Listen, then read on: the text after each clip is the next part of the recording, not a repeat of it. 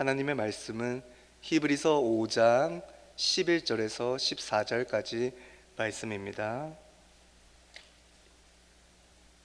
히브리서 5장 11절로부터 14절까지 말씀 제가 읽어드리겠습니다. 멜기세덱에 관하여는 우리가 할 말이 많으나 너희가 듣는 것이 두나무로 설명하기 어려우니라.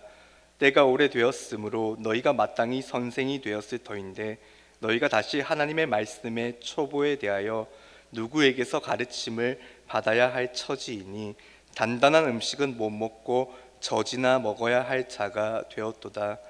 이는 젖을 먹는 자마다 어린아이니 의의 말씀을 경험하지 못한 자요 단단한 음식은 장성한 자의 것이니 그들은 지각을 사용함으로 연단을 받아 선악을 분별하는 자들이니라. 아멘. 히브리서 기자는 이 5장의 전반부에서 멜기세덱의 반차, 즉 멜기세덱이라는 영원한 대제사장의 계열을 따르는 그 영원한 대제사장 예수라는 이 구속사의 거대한 비밀을 알려주었습니다. 이 진리는 고난을 받는 성도들에게 흔들리지 않는 안식을, 단단한 믿음을 허락해주는 영적으로 최고봉의 말씀이죠. 그런데 11절에 이르러서는 히브리서 기자가 갑자기 한숨을 쉬면서 이렇게 얘기합니다. 멜기세덱에 관해서는 우리가 할 말이 많으나 너희가 듣는 것이 두나무로 설명하기 어려우니라.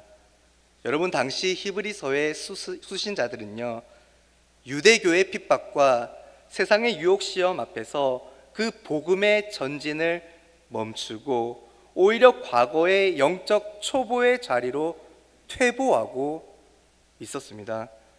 복음의 사람은요, 한 자리에 고여있는 고인물이 아니어야 하죠. 참된 그리스도인은 하나님의 말씀을 깊이 묵상하고 부지런히 묵상하며 그것을 소화해내어 예수 그리스도의 장성한 분량에 이르러야 하는, 꾸준히 자라가야 하는 거룩한 의무를 지니고 있습니다. 여러분, 오늘 말씀은요, 예전에 은혜 받았던 기억, 과거에 뜨거웠던 경험의 방에만 갇혀 영적 성장을 멈춘 채 살아가는 그리스도인들에게 상처와 고단함을 핑계로 영적 침체와 게으름에 자기를 방임하지 말라, 자기를 내버려 두지 말라는 내용을 담고 있습니다. 본문으로 들어가 보겠습니다. 11절에는 너희가 듣는 것이 둔하다 라고 말하고 있습니다. 이 말은요, 단순히 지능이 낮거나 이해력이 부족하다는 뜻이 아니라 영적으로 나태하고 게으르며 영적으로 무감각해진 상태를 의미합니다. 히브리서 편지의 수신자들은요, 처음부터 귀가 먹었던 자들이 아니었습니다. 시간이 점차 흐르면서 말씀에 반응하고 순종하기를 거부하다 보니까 영적 청력이 퇴화해 버린 것처럼 자발적으로 영적 마비의 상태에 이르게 된 것이죠. 성도는 타락하는 데 있어서 거창한 죄의 목록들이 나열되지 않습니다. 아주 교묘하게 사탄은 우리의 마음을 침투하죠.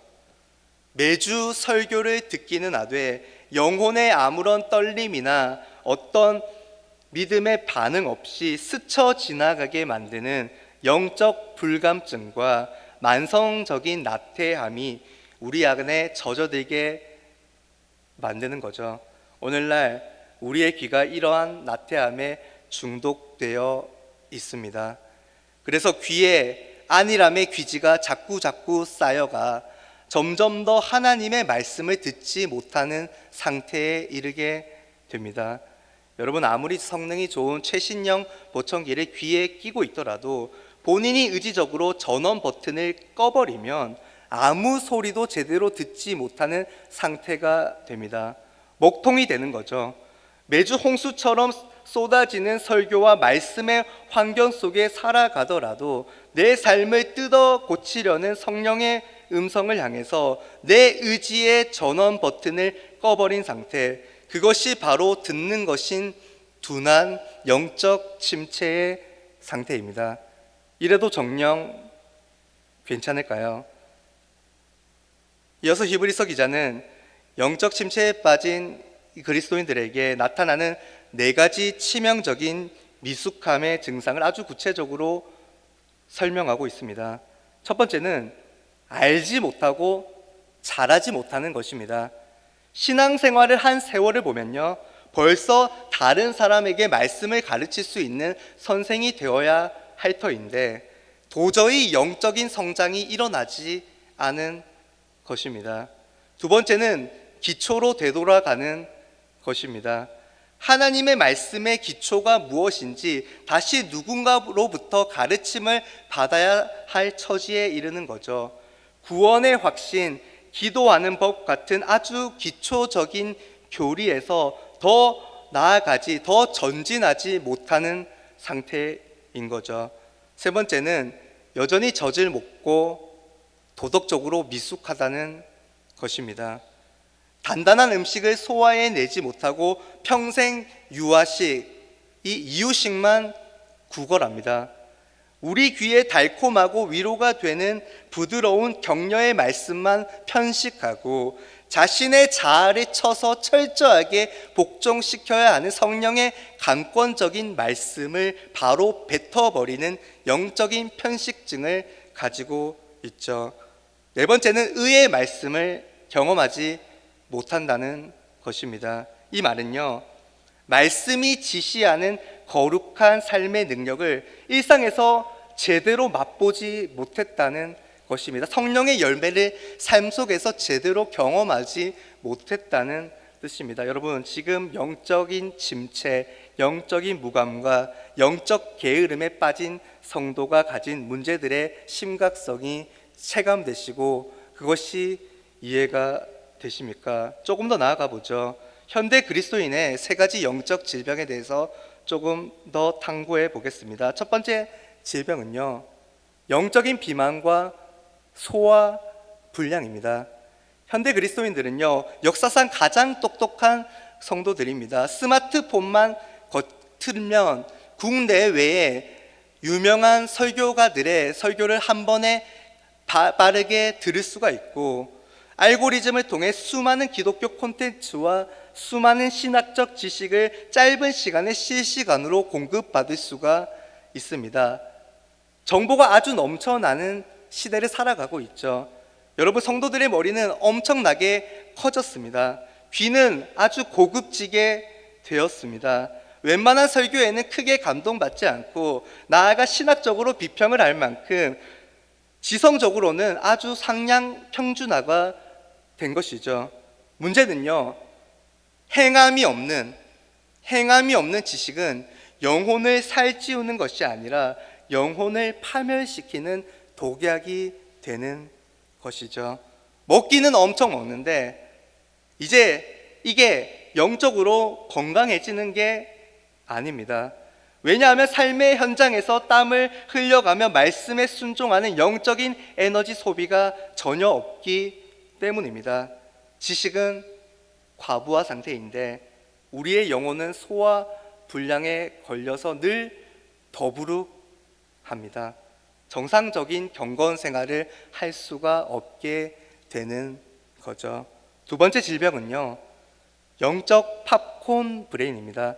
현대인의 뇌는요, 숏폼과 자극적인 영상, 즉각적인 순간적인 재미에 중독되어 있습니다. 이를 의학계에서 아주 강한 자극에만 우리 뇌가 반응하고 느리고 잔잔한 자극에는 우리의 뇌가 마비되는 이 팝콘 브레인 현상이라 부르는 거죠. 이 질병이 고스란히 우리 영혼 속으로 기어 들어와 버렸습니다. 현대인들은요, 스마트폰에 중독이 되어서 스마트폰이 없으면 살아갈 수 없을 뿐만 아니라 잠시라도 아날로그적인 고독을 견디지 못합니다. 사탄이 현대인들을 침체시키는 가장 좋은 방법이 이 정신을 쏙 빼놓는, 정신을 아주 혼란스럽게 만들어버리는 이 빠른 콘텐츠, 이 빠르게 주어지는 영상들, 우리 시대가 보여주는 수많은 이 강한 자극들, 이러한 것들이 우리의 뇌와 우리 마음을 뒤흔들어 놓는 거죠. 여러분, 하나님의 말씀은요, 단단한 음식입니다. 깊이 생각하고 묵상하고 씹고 또 씹어야 그 영양분이 우리 가운데, 우리 삶 가운데 흡수되는 진리의 묵직한 진리입니다. 하지만 영적 팝콘 브레인이 된 성도들은 20-30분 동안 진지하게 하나님의 말씀을 대면하는 것을 고통스러워합니다. 자기 귀를 짜릿하게 자극하는 부드러운 위로, 당장 쓸 수 있는 처세술 같은 말씀만 구걸하고 자신의 자아를 찔러 쪼개는 교리와 강권적인 말씀에는 영적 주의력 결핍 증상을 보입니다. 이것이 히브리서 기자가 말하는 의의 말씀을 제대로 경험하지 못하는 무감각의 상태이죠. 마지막 세 번째 질병은요, 영적 럭셔리 나그네입니다. 현대 사회를 지배하는 가장 큰 문화 중 하나가 소비주의입니다. 돈을 낸 만큼, 우리가 투자를 한 만큼 좋은 서비스와 안락함, 편안함을 제공받는 것에 익숙하죠. 이 소비주의가 신앙의 영역 가운데 들어와 현대 교회의 가장 고질적인 침체의 원인 중 하나가 되었습니다. 여러분, 현대인들은요, 신앙마저도 소비하기 시작했습니다.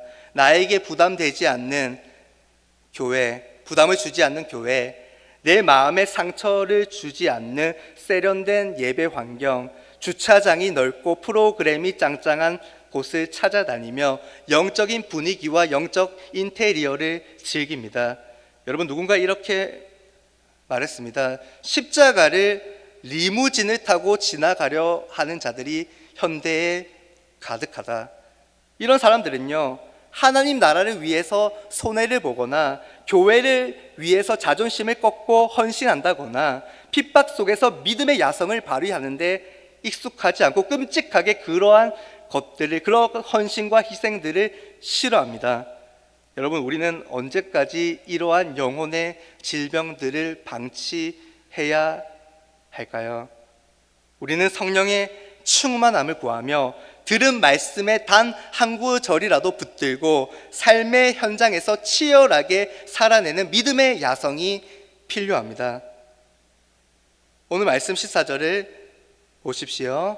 다시 한번 함께 읽겠습니다. 시작. 단단한 음식은 장성한 자의 것이니 그들은 지각을 사용함으로 연단을 받아 선악을 분별하는 자들이니라. 아멘. 여기서 말하는 연단의 의미는요, 이 고대 그리스 운동선수들이 체육관에서 알몸으로 피와 땀을 흘리면서 근육을 단련하는 거친 훈련을 의미합니다. 영적인 성숙은요, 가만히 앉아서 은혜를 감정적으로 받는 것에 그것으로만 이루어지지 않으며 말씀을 붙잡고 삶의 현장에서 순종하기 위해서 치열하게 몸부림치는 영적 트레이닝을 통해 완성되는 것이죠. 여러분, 단단한 음식을 소화해내는 장성한 그리스도인들은요, 하나님의 주권, 고난의 섭리, 십자가의 도라는 무겁고 단단한 진리를 자신의 삶으로 꼭꼭 씹어 삼켜 어떠한 유혹과 혼란 속에서도 하나님의 뜻과 세상의 거짓을 분별해낼 수 있는, 명확히 가려낼 수 있는 선악의 분별력을 갖춘 자들입니다. 여러분, 웨이트 트레이닝을 꾸준히 하지 않으면 근육이 줄어들고 약해지기 마련입니다. 헬스장에서 근육을 키우려면 우리 몸이 감당하기 힘든 이 무거운 바벨을 들고 땀을 흘리는 훈련을 해야 하죠. 근육이 찢어지고 아픈 그 과정을 통과해야만 단단한 몸이 되고 배에 식스팩도 생기는 것이죠. 우리 자존심이 찢어지는 이 말씀에 순종하는 훈련, 우리의 지갑과 우리의 은사가 열리는 헌신의 훈련, 우리 감정을 깎아내는 용서의 훈련 등 영적인 웨이트 트레이닝을 통과해야만 영적 식스팩이 생기고 영적 침체를 뚫고 하나님이 기뻐하시는 장성한 자로 우뚝 설 수 있습니다.